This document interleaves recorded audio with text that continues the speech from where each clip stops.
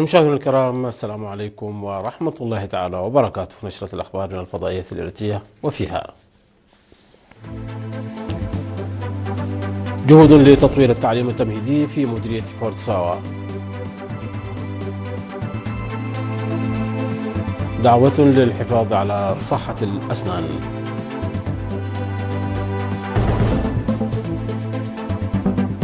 ارتفاع معدلات مشاركة المرأة في العملية التعليمية.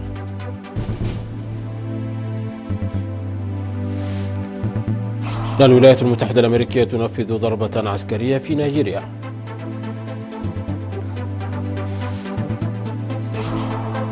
اليابان تقر أكبر ميزانية دفاع وسط تصاعد التوترات الإقليمية. وحاملة الطائرات الصينية فوجيان تجري تدريب بحري.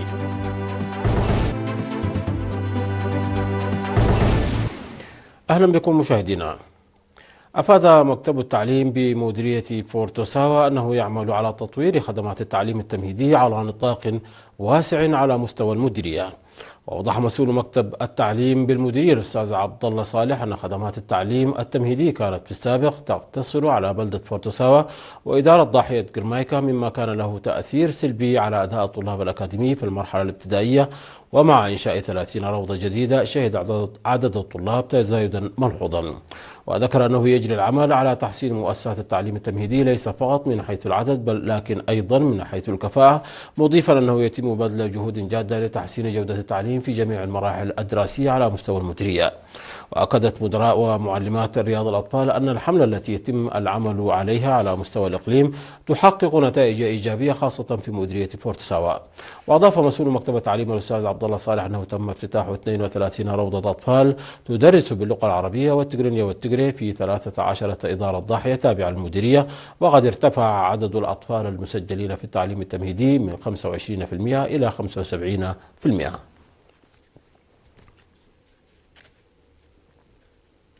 دعا طبيب الأسنان في مستشفى عبد الكريزان الأهلي بنهر برهاني المجتمع للمحافظة على صحة أسنانه ومراقبتها باستمرار. وذكر قائلا أنه يجب أن نعتني بأسناننا ونرعاها بأنفسنا، موضحا أن عدم نظافة الفم واللثة واستهلاك كميات كبيرة من السكر من بين الأسباب الرئيسية لتسوس الأسنان والألم. ونصح كل مواطن بتجنب المواد التي تعرض للإدمان واتباع نظافة الفم بانتظام وزيارة المختصين لمنع الألم والتهاب الأسنان واللثة عند تعرضها لأي نوع من التغيرات غير الطبيعية. وأفاد مسؤول المشفى الأهلي الممرض قال أبرهة بدوره أنهم يقدمون خدمات تشمل الرعاية الصحية المجتمعية والأسرية والتطعيم ورعاية الحوامل والولادة والفحص الطوعي والاستشارات الصحية، بالإضافة إلى خدمات الصيدلة وعلاج الأسنان. وأضاف أن افتتاح عيادة الأسنان قد طمأن السكان وحث على افتتاح عيادة للعجون. هذا ويخدم مستشفى عد كليزان الأهلي سكان 11 إدارة ضاحية تابعة لمديرية عد كليزان. أفاد مدير مدرسة الجيل الابتدائية والمتوسطة بمديرية عد قياح الأستاذ عثمان عبد الله أن معدل مشاركة الإناث في الدراسة شهد ارتفاعا ملحوظا. وذكر أن عدد الطالبات في المدرسة ارتفع من 290 طالبة سجلت في العام الدراسي 2018-2019 ليصل إلى 450 طالبة في العام الدراسي الحالي، مشيرا إلى تضاعف معدل نجاحهن في المراحل الدراسية واجتيازها. وذكر الأستاذ عثمان بأنه ينبغي تكثيف الحملات الرامية إلى الحد من زواج القاصرات في المناطق الريفية والنائية وإجراء إصلاحات هيكلية في المدرسة. أكدت إدارة مديرية قلوج على العمل لرفع الإنتاج الزراعي عامة والدفع بأنشطة حماية التربة وحفظ المياه خاصة. وأوضح التقرير المقدم في الاجتماع الذي عقدته الإدارة مع ممثلي الشعب انخفاض الإنتاج مقارنة بعام 2024 وامتلاء 10 من أصل 17 حفيرا بالطمي وانهيار 4 منها واحتراق أكثر من 1000 هكتار من المراعي بسبب الحرائق. وأشارت إلى تنفيذ أعمال بناءة بتعاون الشعب وقوات الدفاع لرفع الاستفادة من مؤسسات الخدمات الاجتماعية وسد النقص فيها. وقال مدير مديرية قلوج السيد سيزر مكيل أن العمل سيجري لرفع الإنتاج والدفع بأنشطة الحفاظ على التربة والمياه، موضحا بأن تحصيل الضرائب وتعزيز العلاقة الثلاثية بين المعلمين وأولياء الأمور والطلاب والحد من إزالة الغابات وتجميع القرى وجمع مخلفات المحاصيل من البرامج الرئيسية القادمة. من جانبهم دعا المشاركون إلى عدم الخلط بين المراعي والمزارع وحل مشاكل النقل والنظر في ضرائب الجرارات وحل نقص معلمي لغة الأم والتسيب غير المبرر من المدارس وإهمال المعلمين. نظمت دورة تدريبية ل 57 شابا في إطار تقوية القدرات المهنية للشباب في مديرية هيكوتا. وأوضح مسؤول الاتحاد الوطني للشباب والطلبة في المديرية الأستاذ عبد الكريم آدم في حفل التخرج أن التدريب الذي استمر 3 أشهر تضمن تكنولوجيا الحاسوب وتركيب الطاقة الشمسية. من جانبه قال مسؤول الاتحاد بالإنابة في إقليم القاشبركة السيد مارقوس قرماتيون أن التدريب جزء من برامج بناء قدرات الشباب التي يتم تنفيذه في جميع المديريات.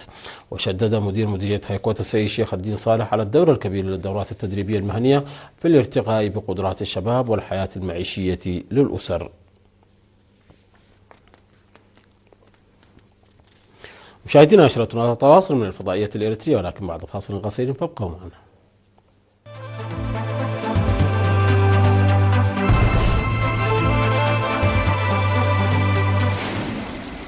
أعلنت الولايات المتحدة الأمريكية تنفيذها ضربة عسكرية استهدفت عناصر من تنظيم الدولة الإسلامية داعش في شمالي غربي نيجيريا، مؤكدة أن العملية جاءت بطلب من السلطات النيجيرية وبالتنسيق الكامل معها في ظل تدهور الأوضاع الأمنية في واحدة من أكثر مناطق غرب أفريقيا حشاشة.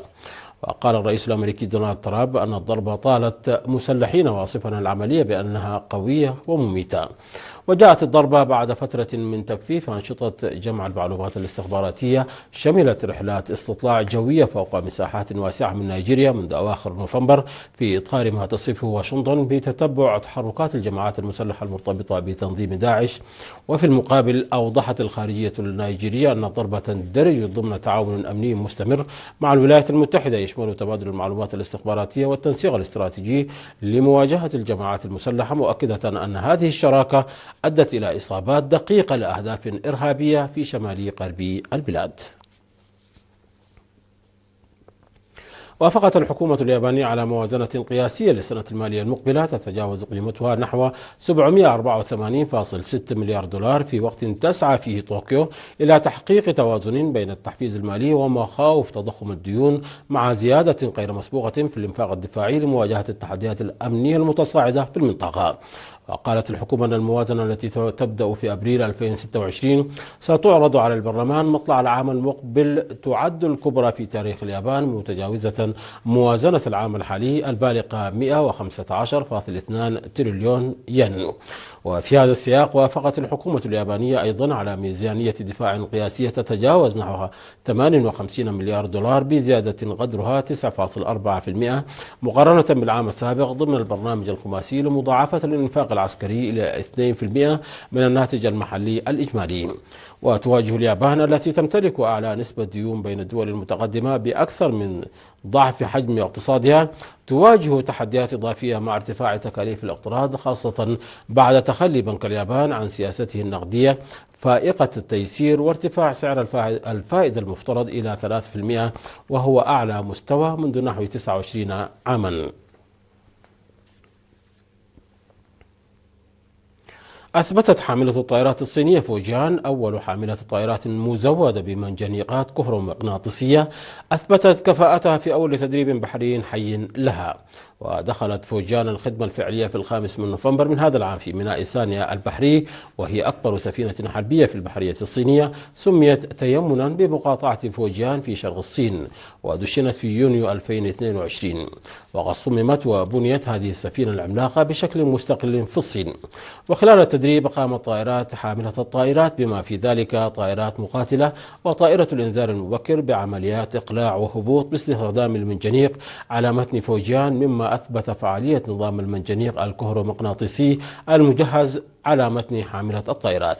وخلال المهمة نفذ التشكيل أيضا تدريبات أخرى شملت الملاحة البحرية وعمليات البحث والإنقاذ المشتركة بين السفن والطائرات. يتجه الدولار الأمريكي نحو أسوأ أداء سنوي له منذ عام 2003 في ظل توقعات المستثمرين بخفض الاحتياطي الفيدرالي الأمريكي الفائدة خلال العام المقبل. وتكشف بيانات التداولات أن الدولار خسر نحو 11% من قيمته أمام العملات الرئيسية منذ بداية العام الجاري. وساهمت سياسات البيت الأبيض الاقتصادية والحمائية التجارية والعقوبات في زيادة حدة تراجع الإقبال على الورقة الخضراء، كما حفزت على سرعة التخلص منها. ورغم أن الدولار كان العملة المهيمنة على احتياطات النقد الأجنبية العام الماضي بفارق كبير عن العملات الأخرى، فإنه سجل تراجعا كبيرا مقارنة بمستوياته قبل عام 2000. وبحسب بيانات صندوق النقد الدولي كان الدولار يتربع على عرش احتياطات البنوك المركزية بحصة تناهز 70% في بداية الألفية، لكن هذه النسبة انخفضت لتصل إلى 56% فقط في الربع الثالث من العام الجاري، وهو أدنى مستوى لها منذ نحو 30 عاما. مشاهدينا، قبل الختام إليكم تذكير بأهم ما جاء في هذه النشرة من أنباء. جهود لتطوير التعليم التمهيدي في مديرية فورت ساوا.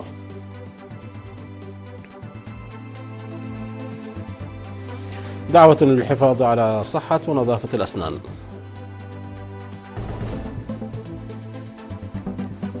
ارتفاع معدلات مشاركة المرأة في العملية التعليمية.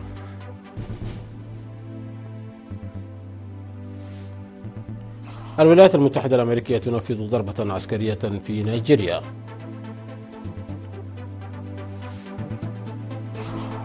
اليابان تقر أكبر ميزانية دفاع وسط تصاعد التوترات الإقليمية. وحاملة الطائرات الصينية فوجيان تجري تدريبا بحريا.